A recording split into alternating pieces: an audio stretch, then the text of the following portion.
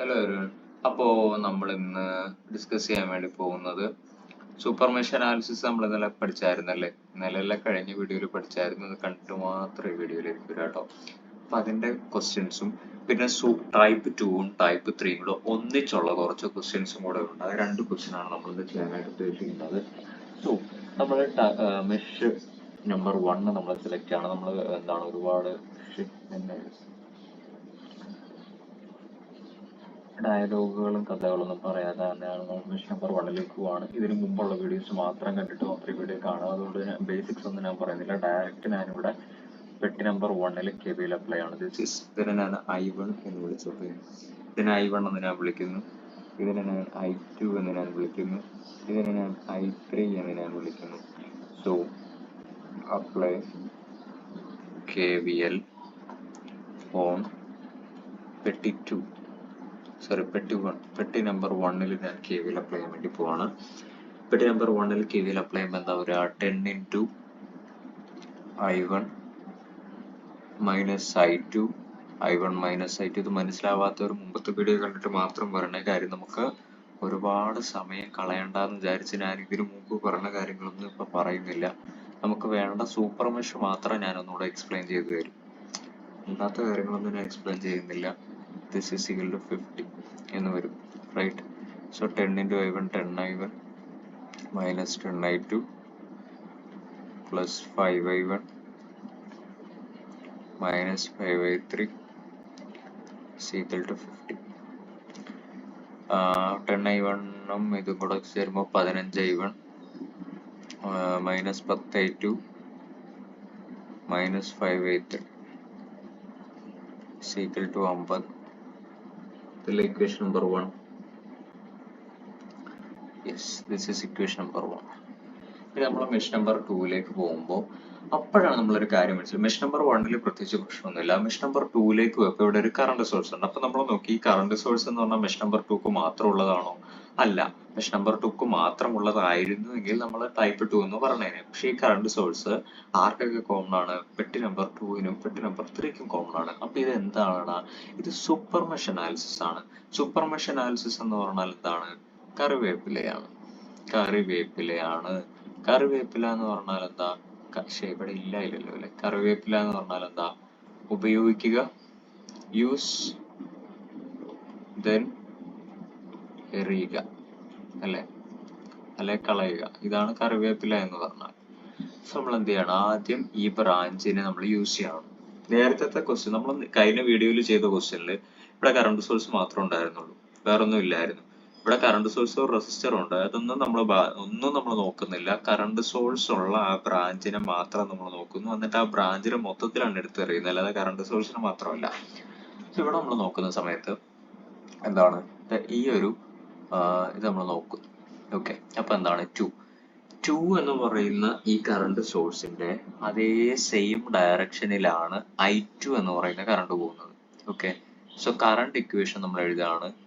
Current equation നമ്മളിത് super മെഷിന്റെ basics നമ്മൾ പറഞ്ഞതാണ്. അതുകൊണ്ട് ഞാനിവിടെ ഡയറക്റ്റ് കറണ്ട് ഇക്വേഷൻ ഞാൻ എഴുതാണ്. നിങ്ങൾ നോക്കുമ്പോൾ 2 ohm എന്ന് പറയുന്ന കറണ്ട് ഇത് ഇങ്ങനെയാണ് പോകുന്നത്. ഓക്കെ, 2 ohm എന്ന് പറയുന്ന കറണ്ട് ഇങ്ങനെയാണ് പോകുന്നത്. I2 എന്ന് പറയുന്ന കറണ്ട് അതിന് അതേ ഡയറക്ഷനിൽ പിന്തുടരുന്നുണ്ട്. അതേസമയം I3 എന്ന് പറയുന്നത് എന്താണ്? ഇങ്ങനെയാണ് വരുന്നത്. ഇതിങ്ങനെ കറങ്ങി ഇങ്ങോട്ടേക്ക് പോകും, റൈറ്റ്. സോ I3, അതായത് ജസ്റ്റ് നിങ്ങൾ നോക്കിയാൽ മതി. I2 എന്ന് പറയുന്നത് ഇതിന് സെയിം ഡയറക്ഷനിലും I3 എന്ന് പറയുന്നത് നേരെ ഓപ്പോസിറ്റും ആണ് പോകുന്നത്, റൈറ്റ്. അതെ, സോ ഇങ്ങനെ ഒന്ന് ആലോചിച്ച് നോക്കിയാൽ മതി. ഇങ്ങനെ ഒന്ന് ആലോചിക്കുക, കണ്ടോ? I2 ഇതിന് സെയിം ഡയറക്ഷനിലും I3 ഇങ്ങനെയാണ് വരുന്നത്, റൈറ്റ്. ഇങ്ങനെയാണ് വരുന്നത്. സോ അതിന് ഓപ്പോസിറ്റ് ഡയറക്ഷനിലുമാണ് വരുന്നത്. സോ I3 ഓപ്പോസിറ്റ് ഡയറക്ഷൻ ആണ്. സോ ഇവിടുത്തെ കറണ്ട് ഇക്വേഷൻ എന്ന് പറഞ്ഞാൽ എങ്ങനെ വരും? I2, അതായത് സെയിം ഡയറക്ഷനിലുള്ള ആള് മൈനസ് ഓപ്പോസിറ്റ് ഡയറക്ഷനിലുള്ള ആള് ഈസ് ഈക്വൽ ടു ആ കറണ്ട് സോഴ്സിന്റെ value 2. This is equation number 2. ഇതാണ് നമ്മുടെ ഇക്വേഷൻ നമ്പർ 2 എന്ന് പറയുന്നത്. ഇക്വേഷൻ നമ്പർ 1 ഇവിടെ കിട്ടി. ഇനി എന്ത് ചെയ്യാണ്? യൂസ് ആൻഡ് ത്രോ അല്ലേ. സോ ഉപയോഗിക്കുക, എടുത്തെറിയുക. നമ്മൾ ഉപയോഗിച്ചു. ഇനി ഈ ബ്രാഞ്ച് നമുക്ക് വേണ്ട. ഈ ബ്രാഞ്ചിനെ നമ്മൾ എന്ത് ചെയ്യും? എടുത്തങ്ങ് വലിച്ചെറിയും. ആ ബ്രാഞ്ച് പോയി കഴിഞ്ഞാൽ ഞാൻ പറഞ്ഞു, ആ ബ്രാഞ്ച് പോയി കഴിഞ്ഞാൽ നിങ്ങൾ അവിടെ ഒരു ഡോട്ടഡ് ലൈൻ ഇട്ടേക്കുക. എന്തിനു വേണ്ടിയിട്ട്? അതിര് കാക്കാൻ വേണ്ടിയിട്ട് ഒരു ഡോട്ടഡ് ലൈൻ നമ്മൾ ഇവിടെ ഇടും. ഡോട്ടഡ് ലൈൻ അവിടെ ഇട്ടില്ലെങ്കിലും കുഴപ്പമൊന്നുമില്ല, പക്ഷെ നമുക്കൊരു അവിടെ അതിരുണ്ടെന്ന് കാണിക്കാൻ വേണ്ടിയിട്ട് നമ്മൾ അവിടെ ഇട്ടെന്നേ ഉള്ളൂ. ഓക്കെ. ഇനി നമ്മൾ എന്താണ്, നമ്മുടെ സൂപ്പർ മെഷ് എന്ന് പറഞ്ഞാൽ ആരാണ്? നമ്മുടെ സൂപ്പർ മെഷ് എന്ന് പറഞ്ഞാൽ ഈ വലിയ മെഷാണ്. ഇവിടെ തുടങ്ങി ഇവിടെ അവസാനിക്കുന്ന ഈ വലിയ മെഷാണ് നമ്മുടെ സൂപ്പർ മെഷ് എന്ന് പറയുന്നത്. നമ്മൾ ആ സൂപ്പർ മെഷിൽ നമ്മൾ എന്ത് ചെയ്യുന്നു? KVL അപ്ലൈ ചെയ്യുന്നു. Apply KVL on super mesh. Super മെഷിൽ നമ്മൾ എന്ത് ചെയ്യാണ്? KVL അപ്ലൈ ചെയ്യുമ്പോൾ എന്ത് വരും? നമുക്ക് ഇവിടെ നിന്ന് തുടങ്ങാം. ഇവിടെ നിന്ന് തുടങ്ങുമ്പോൾ 2 × I2, ഇവിടെ നിന്ന് ഇങ്ങനെ തുടങ്ങി ഇവിടെ നിന്ന് ഇങ്ങനെ വരുവാണ് 2 × I2. അതായത് ഈ ഡോട്ടർ ലൈനിന്റെ ഇപ്പുറത്ത് I3യുടെ അതിരാണ്, ഇതിന് മുകളിലേക്ക് I2യുടെ അതിരാണ്. 2 × I2 പ്ലസ് ഇങ്ങോട്ടേക്ക് താഴേക്ക് വരുമ്പോ എന്താണ്? 1 × I3 എന്ന് എഴുതണം. കാര്യം ഇത് I3യുടെ അതിരാണ്. ഇവിടം വരെ എത്തി. ഇനി ഇങ്ങനെ കറങ്ങി ഇവിടെ വരുമ്പോ 5 വന്നു, പ്ലസ് 5 × ഇതെന്ന് പറഞ്ഞാൽ ഈ രണ്ട് പെട്ടിക്കും കോമൺ ആയിട്ടുള്ള, അപ്പൊ എന്തെന്ന് എഴുതണം? I3 മൈനസ് I1 എന്ന് എഴുതണം. ഇതെങ്ങനെ എഴുതേണ്ടതെന്നൊക്കെ നമ്മൾ മുമ്പത്തെ വീഡിയോസ് പറഞ്ഞിട്ടുണ്ട്.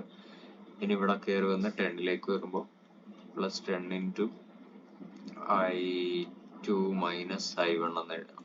This is equal to 0. Voltage source ഒന്നും ഇല്ലല്ലോ, സോ ഇതിനെ 0 എന്നങ്ങ് എഴുതിക്കും.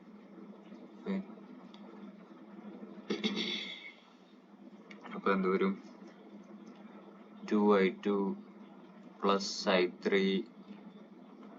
Plus 5I3 minus 5I1 plus 10I2 minus 10I1 is equal to 0.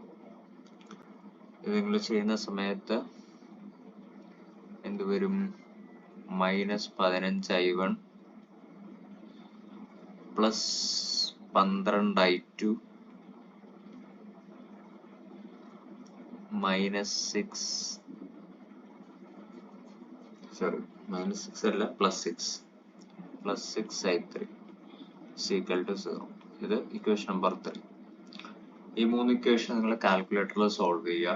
ഇത് സോൾവ് ചെയ്യുമ്പോൾ ഇവിടെ I1 ഇല്ല, സോ ഇവിടെ നമ്മൾ I1 0I1 എന്ന് കൊടുത്തിട്ടുണ്ട് നിങ്ങൾ ചെയ്യാൻ. സോൾവ് ചെയ്യുമ്പോൾ നിങ്ങൾക്ക് കറണ്ട് വാല്യൂസ് കിട്ടുന്നത് I1ന്റെ വാല്യൂ എന്ന് പറഞ്ഞാൽ 20 ആംപിയർ, I2 എന്ന് പറഞ്ഞാൽ 17.33 ആംപിയർ, I3 എന്ന് പറഞ്ഞാൽ നിങ്ങൾക്ക് കിട്ടുന്നത് 15.33 ആംപിയർ. ഇങ്ങനെയായിരിക്കും നിങ്ങൾക്ക് ഇതിന്റെ ആൻസർ കിട്ടുക. ഫൈൻ. ഇനി നമ്മൾ നെക്സ്റ്റ് ക്വസ്റ്റ്യനിലേക്ക് പോവാണ്. നെക്സ്റ്റ് ക്വസ്റ്റ്യൻ എന്ന് പറഞ്ഞാൽ എല്ലാം, അതായത് നമ്മൾ ടൈപ്പ് 2യുടെയും ടൈപ്പ് 3യുടെയും ഒരു കോമ്പിനേഷൻ ആയിട്ടാണ് നമ്മളിവിടെ എടുത്തിരിക്കുന്നത്. നമുക്ക് നോക്കാം. ഫസ്റ്റ് മെഷ് നമ്മൾ നോക്കുന്ന സമയത്ത് ഇവിടെ നമ്മൾ എന്ത് ചെയ്യാണ്? ഇവിടെ എത്ര പെട്ടിയുണ്ട് അത്രയും കറണ്ട് നമ്മൾ കൊടുക്കുന്നു. ഇത് I1 ആണ്,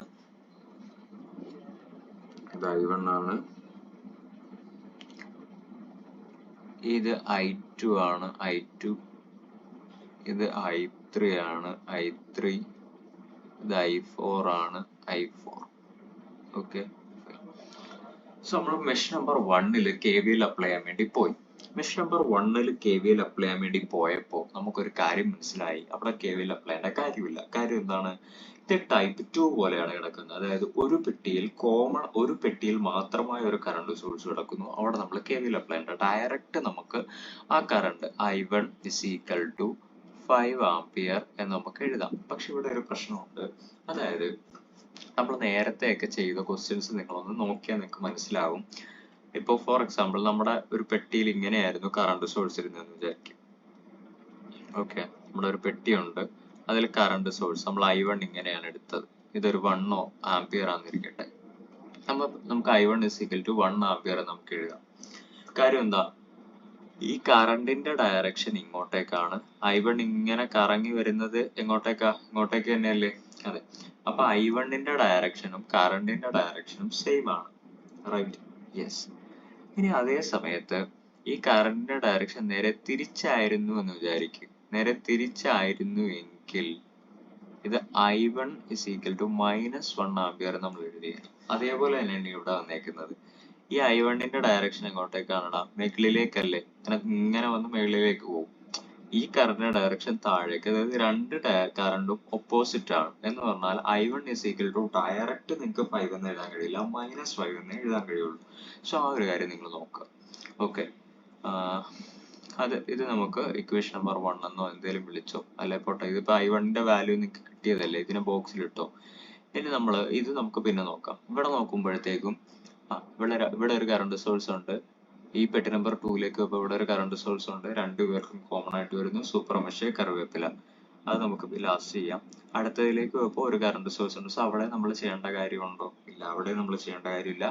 I4 is equal to, എനിക്ക് എങ്ങനെ എഴുതാം? 12 ആംപിയർ എന്ന് എഴുതാം. വെറും 12 ആണോ? അല്ല. ഇവിടെ I4 എന്ന് പറഞ്ഞാൽ താഴേക്കാ വരുന്നത്. ഇവിടെ I4 താഴേക്കാ, റൈറ്റ്. ഇവിടെ I4 എങ്ങോട്ടേക്കാടാ? താഴേക്കാ വരുന്നത്. അതേസമയം ഇവിടെ കറണ്ടിന്റെ ഡയറക്ഷൻ എങ്ങോട്ടേക്കാ? മുകളിലേക്കാ വരുന്നത്. സോ ഇവിടെ മൈനസ് എന്ന് എഴുതേണ്ടി വരും. ഫൈൻ, കറണ്ടിന്റെ ഡയറക്ഷൻ മുകളിലേക്കാണ്. സോ ഇവിടെ നമ്മൾ മൈനസ് എന്ന് എഴുതി. -12 ആംപിയർ. ഇനി നമുക്ക് നോക്കാം.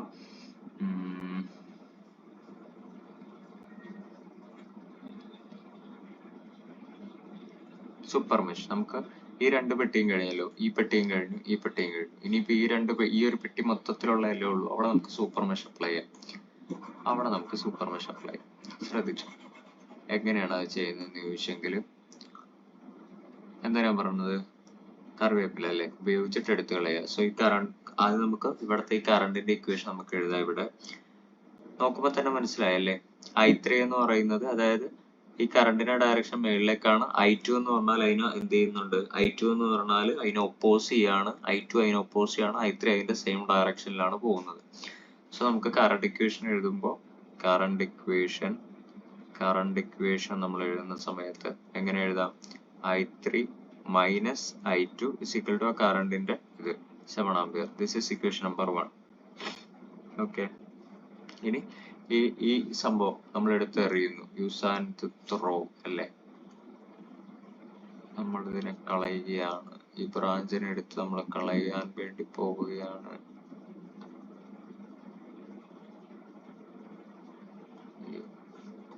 മൊത്തത്തിലായി നമുക്ക് ഈ ഒരൊറ്റ ബ്രാഞ്ച് മാത്രം കളഞ്ഞാൽ മതി.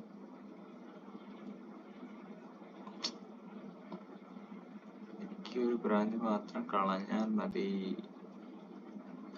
പെട്ടി മാത്രമേ പെട്ടി ഒറ്റയ്ക്ക് പോകുള്ളൂ. എന്തൊരു പെട്ടി ഇത് പോയി.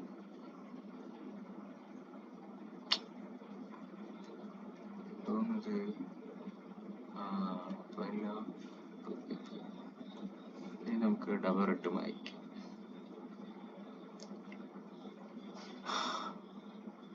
എന്നിടത്ത് ഒരു ഡോട്ടർ ലൈൻ നമുക്ക് വരയ്ക്കും. നമ്മൾ കാര്യം അതിരുകൾ കാക്കാനായിട്ടാണ് നമ്മൾ ഇവിടെ ഡോട്ടർ ലൈൻ വരയ്ക്കുന്നത്. ഇവിടെ I2 ഉണ്ട്.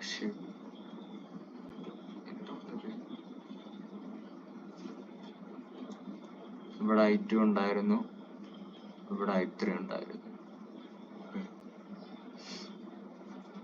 ഇനി ഇവിടെ മെഷ് അനാലിസിസ് നമ്മൾ അപ്ലൈ ചെയ്താൽ മതി. Direct mesh analysis, super mesh. എന്ത് ചെയ്യാ? നമുക്ക് ഇവിടെ നിന്ന് തുടങ്ങാം. 6I2 പ്ലസ് 8I3 അല്ല I3 മൈനസ് I4 അല്ലെ, 8I3 minus I4 plus 4I2 minus I1 is equal to voltage സോഴ്സുകൾ ഇവിടെ വരുമ്പോഴത്തേക്കും മുകളിലേക്കാണ് പോകുന്നത്, +5.